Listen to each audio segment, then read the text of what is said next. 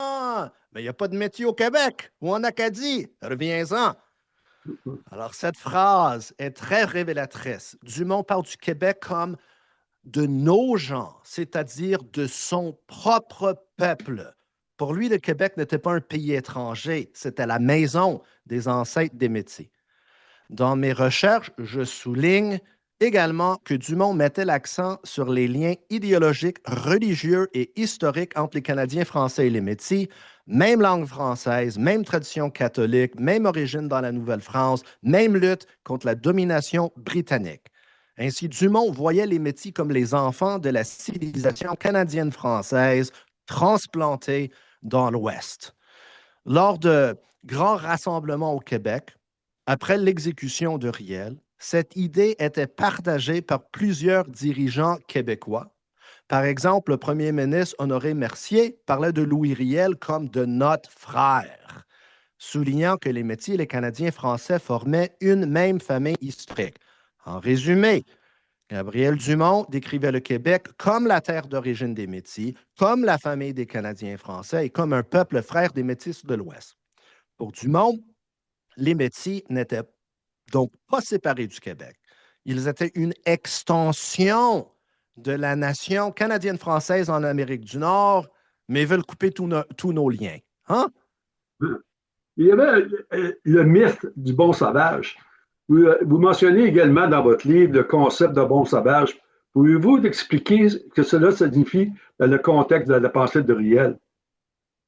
Oui, le mythe du bon sauvage est une idée qui remonte à la philosophie européenne des 17e et 18e siècles, notamment à Jean-Jacques Rousseau. Selon cette idée, les peuples autochtones seraient plus proches de la nature, moins corrompus par la civilisation et moralement plus purs que les Européens ou les sociétés européennes. On parle du bon sauvage, du noble sauvage. Louis Riel n'adhère pas pleinement à ce mythe, mais certains aspects de sa pensée en portent l'empreinte. Il reconnaît que les peuples autochtones possèdent des qualités particulières, notamment en ce qui concerne leur relation à la terre, leur sens de la communauté et leur spiritualité. Mais en même temps, il considère que les Métis occupent une position intermédiaire. Ils possèdent à la fois l'héritage autochtone et l'héritage européen. Pour Riel, cette combinaison constitue une force. Les Métis peuvent servir de pont entre deux civilisations. Ils comprennent les deux mondes, ils peuvent jouer un rôle de médiateur historique. Alors, on refuse de renier nos origines autochtones, on refuse de renier notre héritage, notre patrimoine européen. Mais parfois, on rencontre des métiers qui renient complètement leur côté européen, canadien-français. Non. Alors, you know, Alors, alors que les Métis se considèrent comme civilisés, comment est-il perçu que les colonisateurs blancs et par le gouvernement? c'est une question cruciale pour comprendre les conflits politiques du 19e siècle. Les Métis se considéraient eux-mêmes comme un peuple civilisé. OK? Ils possédaient des institutions politiques, des chefs, des structures communautaires et des traditions juridiques. Cependant, les autorités coloniales britanniques ne partageaient pas cette vision. Dans le discours colonial, les Métis étaient souvent perçus comme une population ambiguë. Ils n'étaient pas entièrement autochtones, ils n'étaient pas entièrement européens. En anglais, ils les appelaient, French Indians, ou des Indiens francophones. Cette ambiguïté raciale, et même aux États-Unis, parce qu'il y avait toutes sortes de métiers ici, ils n'ont pas été traités comme des Européens ou des Blancs ou des Français, mais comme des Indiens. Tu sais, comme des Français qui sont devenus sauvages, tu sais, you know, who went native. Cette ambiguïté raciale et culturelle suscitait souvent la méfiance. Dans certains textes coloniaux, les Métis sont décrits comme des populations instables ou indisciplinées. Euh, Il était libre, c'est tout.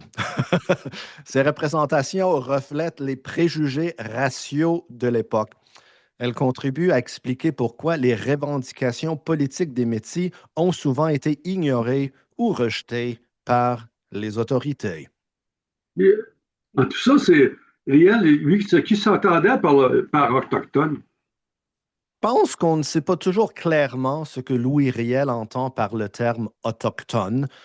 Dans ses écrits, il utilise plusieurs mots comme sauvage, indien, aborigène, et il semble parfois inclure les Métis dans cette catégorie.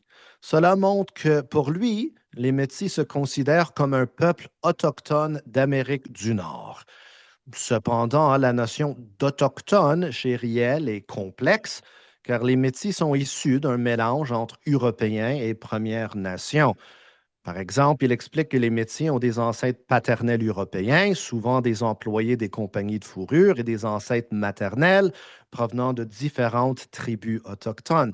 Pour cette raison, je comprends que Riel ne parle pas d'autochtone uniquement au sens d'un peuple entièrement autochtone, mais plutôt d'un peuple qui partage des origines, une culture et une solidarité avec les Premières Nations.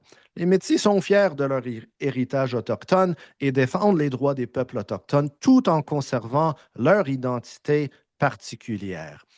Ainsi, même si la définition exacte du mot autochtone n'est pas toujours clairement expliquée par Riel, il semble l'utiliser pour montrer que les Métis appartiennent au monde autochtone de l'Amérique du Nord, tout en étant un peuple distinct issu du métissage. Excellent. Euh, il y a une question intéressante dans vos recherches. Riel affirme d'être le lien lié par son origine à la race indienne, mais il se décrit comme, pas comme indien. Mais comment expliquer ça? C'est une nuance extrêmement importante. Riel reconnaît clairement son ascendance autochtone. Il ne cherche jamais à la nier. Euh, mais en même temps, il insiste sur le fait que les Métis constituent un peuple distinct. Ils ne sont pas simplement des Autochtones.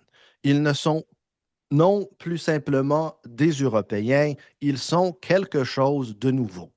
C'est précisément cette nouveauté qui définit l'identité métisse. Les Métis sont nés du métissage, mais ils ont développé une identité propre. Ainsi, lorsque Riel affirme être lié par son origine à la race indienne, il reconnaît son héritage. Mais lorsqu'il insiste sur l'identité métisse, il affirme l'existence d'un peuple distinct. So one thing does not exclude the other. Est-ce que Riel croyait au mariage interracial et interculturel? Oui, dans la mesure où l'existence même du peuple métis repose sur ces unions. Les mariages entre Européens et Autochtones jouent un rôle central dans la formation de la société métisse. Ces unions ne sont pas seulement biologiques, elles sont également culturelles et politiques. Elles créent des réseaux de parenté qui relient différentes communautés. Riel comprend que ces unions ont donné naissance à un peuple nouveau. Il considère que ce peuple possède une légitimité historique. Nous, les Métis, on est tous les produits de mariages mixtes. On ne peut pas être raciste sans être raciste contre nous autres mêmes. Il y a des Autochtones blancs, basanés et noirs. Ça se voit partout dans les communautés indiennes et métisses. Euh, Ça ne nous rend pas moins indiens ou métis. C'est l'identité et la fierté qui comptent. Riel était comme un, moi je dis comme un oignon. Euh, Riel Ah oui. reconnaissait qu'il y avait différentes couches identitaires en lui-même. Oui, très clairement. Riel était conscient de la complexité euh, de son identité. Il savait qu'il possédait une ascendance française, autochtone et même irlandaise. Dans certains passages, il évoque explicitement cette pluralité. Il reconnaît que son identité ne peut pas être réduite à une seule origine. Tu sais, ils ne peuvent pas nous caser. Mais cette pluralité ne crée pas une confusion identitaire. Au contraire, elle reflète la réalité historique du peuple métis. C'était quoi la différence entre les métiers français et les métiers anglais? La distinction entre les métiers français et les métiers anglais constitue l'un des aspects les plus significatifs et souvent les plus mal compris de l'histoire politique et sociale de la nation métisse au 19e siècle. On la présente parfois comme une simple différence linguistique ou religieuse. En réalité, il s'agissait également d'une divergence profonde de culture politique, de loyauté institutionnelle et de vision historique. Les métiers français étaient généralement liés au monde canadien-français. Leur langue principale était le français. Leur religion était le catholicisme, mais il y en avait qui suivaient la religion autochtone ou ils mélangeaient les deux. Et leur culture politique était fortement influencée par les traditions juridiques et sociales héritées de la Nouvelle-France et du Bas-Canada. Ils se percevaient comme les héritiers d'une civilisation franco-catholique nord-américaine profondément enracinée dans l'histoire du continent. Louis Riel exprime cette idée avec une grande clarté. Dans l'un de ses textes politiques, il écrit que les Canadiens français sont les pères et les frères du peuple métis, ajoutant qu'ils constituent les amis et la force derrière la nation métisse. Cette formulation révèle la manière dont Riel comprenait l'histoire du peuple métis, non pas comme une rupture avec la civilisation canadienne-française, mais comme une continuation transformée par le métissage et l'alliance avec les peuples autochtones. Riel va encore plus loin lorsqu'il écrit: les Métis canadiens français du Nord sont une branche de l'arbre canadien français. Cette image de l'arbre est extrêmement importante. Elle montre que, dans la pensée de Riel, la nation métisse ne se situe pas en dehors du monde canadien-français. Elle en constitue plutôt une extension historique, façonnée par l'expérience du métissage, de la frontière et des alliances avec les peuples autochtones. Les métis anglais, quant à eux, occupaient souvent une position différente. Beaucoup d'entre eux étaient liés au réseau économique et administratif de la Compagnie de la baie d'Hudson. Leur langue principale était l'anglais et leur univers culturel était généralement associé au protestantisme et aux institutions britanniques. Ces différences ne se limitaient pas à des aspects culturels abstraits. Elles avaient également des implications politiques.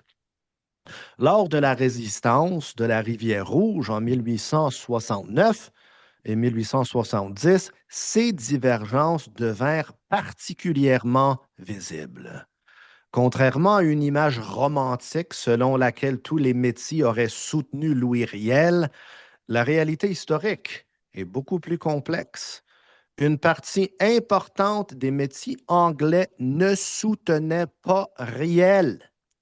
Certains se méfiaient profondément de son leadership, qu'ils percevaient comme trop étroitement lié à l'influence canadienne-française et à l'Église catholique. D'autres craignaient que le gouvernement provisoire établi par Riel ne favorise excessivement les intérêts des métis francophones. Dans certains cas, ces tensions se transformèrent en conflits politiques ouverts. Les divisions entre les deux groupes étaient suffisamment profondes pour que certains métis français considèrent les métis anglais comme des adversaires politiques, voire comme des ennemis dans le contexte des luttes pour le contrôle du territoire et de ses institutions. Ces tensions ne doivent pas être exagérées au point d'effacer les nombreuses relations familiales qui existaient entre les deux groupes. Les réseaux de parenté métiers étaient souvent très entremêlés, mais elles ne doivent pas non plus être minimisées. Elles reflétaient des visions différentes de l'avenir de la société métisse. Les Métis français défendaient souvent une vision dans laquelle la nation métisse conserverait son autonomie culturelle et politique avec la protection de la langue française, de la religion catholique et des institutions traditionnelles de la communauté. Les Métis anglais, pour leur part, étaient parfois plus inclins à accepter l'intégration dans l'ordre colonial britannique ou du moins à négocier une accommodation avec celui-ci. Ainsi, la société métisse du 19e siècle n'était pas une communauté homogène. Elle est devenue plus tard dans l'Ouest. Comme toute société historique, elle était traversée par des tensions linguistiques, religieuses et politiques. Comprendre ces tensions est essentiel pour comprendre les événements qui ont marqué la carrière politique de Louis Riel. Qui sont les chefs de l'Ouest qui nient l'existence des Métis de l'Est? Sont-ils des Métis canadiens français? Non, ce sont principalement des Anglais, des anglophones, des sans-mêlés anglais, des country-born, des Indiens sans statut et des Métis canadiens français assimilés. Des gens qui ont perdu leur langue et leur culture et qui se sont autoproclamés métis pour pouvoir revendiquer ou voler les droits des peuples autochtones. Ils ont même perdu l'accent aigu sur le mot métis. Ça s'appelle un coup d'État, ça s'appelle appropriation culturelle, ça s'appelle fraude. Le vrai métier, les métiers canadiens-français ont été supplantés par des imposteurs qui nous colonisent, nous marginalisent et nous méprisent. L'histoire est de notre côté. Les métiers anglais étaient contre Riel et les métiers français. Ils étaient du côté des Anglais. Ils ont trahi les métiers canadiens-français. Louis Riel les traitait d'ennemis. Avec le temps, on a pardonné et oublié. On les a acceptés comme membres de la communauté métisse.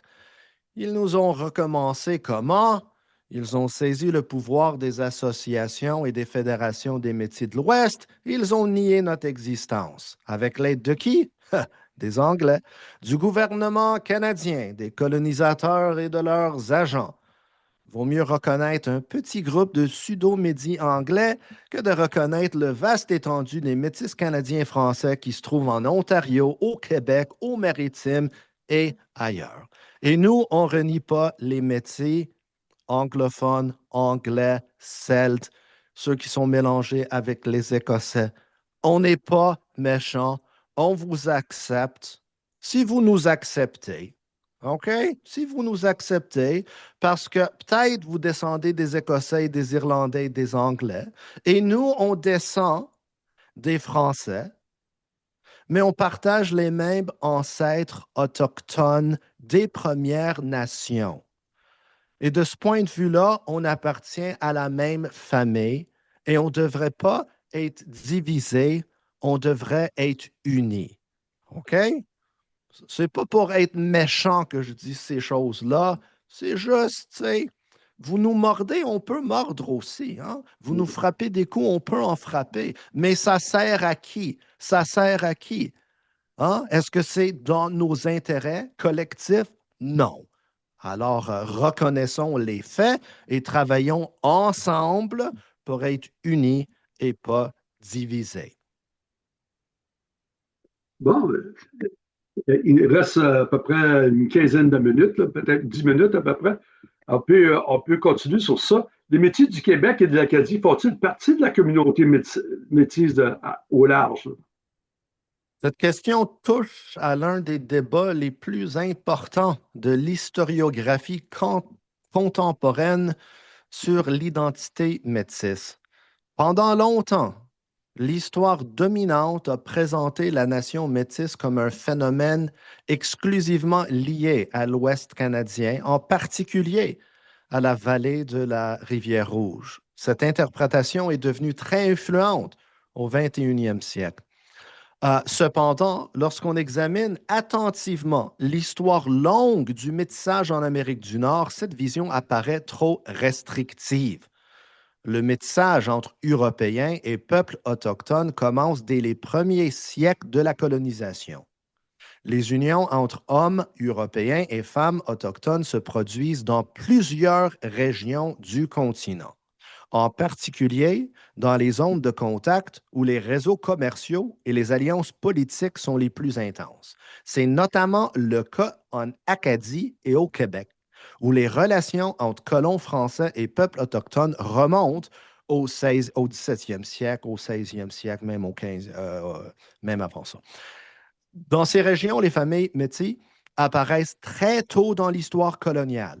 Ces familles occupent souvent une position intermédiaire entre les sociétés européennes et autochtones. Elles participent au réseau de commerce, aux alliances politiques et aux dynamiques sociales propres aux sociétés de frontières. Avec le temps, ces familles développent des réseaux de parenté étendus et une identité collective distincte. Dans mes recherches, j'ai soutenu que le peuple métis, en tant que groupe ethnique distinct, doté d'une conscience collective, d'une culture, d'une histoire et d'une identité propre, apparaît d'abord dans l'Est du Canada, en Acadie et au Québec, avant de se diffuser vers l'Ontario, vers l'Ouest canadien et vers le reste de l'Amérique du Nord. Cette thèse remet en question une idée historiographique très répandue selon laquelle la nation métisse serait née exclusivement dans la vallée de la rivière Rouge. OK? La société métisse de la rivière Rouge est sans doute la manifestation la plus visible et la plus politiquement organisée de l'identité métisse au 19e siècle, mais elle ne constitue pas nécessairement le point d'origine du phénomène. C'était franchement sa culmination. En réalité, l'histoire du peuple métis doit être comprise dans un cadre continental beaucoup plus large. Les populations métis apparaissent dans plusieurs régions de l'Amérique du Nord dans le contexte des interactions entre Européens et Autochtones. C'est un fait historique que des communautés métis existaient en Acadie et au Québec bien avant l'émergence de la Société métisse de la Rivière-Rouge. Cela ne signifie pas que toutes les populations issues du métissage constituent automatiquement une nation métis organisée, mais cela signifie que l'expérience historique métis ne peut pas être limitée à une seule région.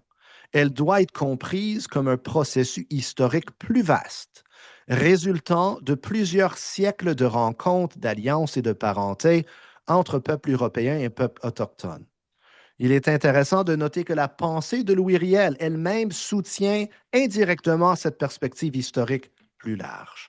Lorsque Riel affirme que les Canadiens français sont les pères et les frères du peuple métis, il reconnaît explicitement que la nation métisse trouve une partie essentielle de ses racines dans le monde canadien français.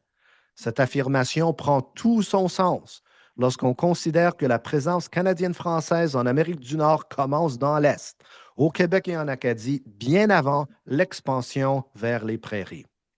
Autrement dit, si les Canadiens français sont effectivement les pères historiques de la nation métisse, il devient difficile d'ignorer le rôle que les régions orientales ont pu jouer dans les premiers processus du métissage. Dans cette perspective, l'histoire métisse apparaît non pas comme une histoire purement occidentale, mais comme une histoire continentale. Elle commence dans l'Est, se développe dans les réseaux de la traite des fourrures et trouve dans la société métisse de la Rivière-Rouge son expression politique la plus visible au 19e siècle. Cette approche permet de mieux comprendre la profondeur historique du peuple métis et la diversité de ses expressions régionales à travers à travers l'Amérique du Nord.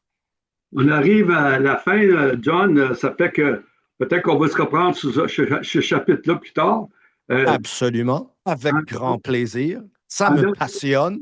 oui, oui, oui, je vois ça. En dernier mot, c'est quoi tu dis au métier de l'Est? Ah, soyez unis. Soyez unis. OK. Je te remercie beaucoup pour avoir participé à la question métier. Puis on va se reprendre avec la fin du chapitre et l'autre chapitre après ça dans quelques semaines. Merci beaucoup. D'accord.